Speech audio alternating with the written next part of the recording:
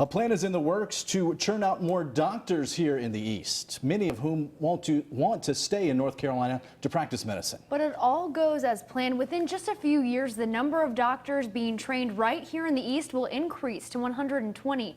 Our Josh Birch joins us now to explain why and how this isn't the first time that this plan has been discussed. Josh. Yeah, Katie, back in 2008, similar plans were actually in the works but had to be canceled due to the recession then. Now the plan is back on the table with the hope of meeting a growing demand for physicians across the state.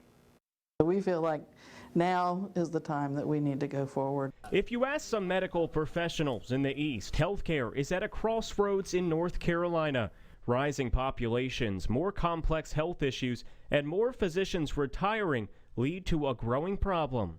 Even with all those schools, we're not producing enough physicians to replace the physicians who are retiring. Over the years, the Brody School of Medicine has played a big role in supplying the state with doctors. 55% of our graduates are practicing primary care, not just our graduates, but our graduates are in primary care practicing in the state of North Carolina. The darker shades of purple on this map indicate counties with a higher number of Brody-trained doctors now practicing.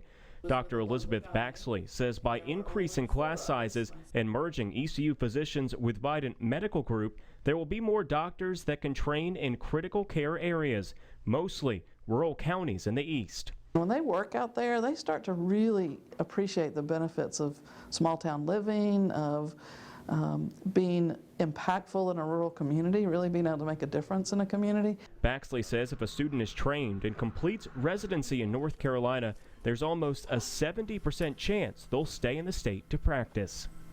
And the goal is to increase medical classes sizes by 10 starting in 2018. Next week, Brody leadership will present their case in front of the UNC Board of Governors, and if all goes well there, we'll move on to the General Assembly to get the needed funds to house more students. Josh Birch, 9 on your side.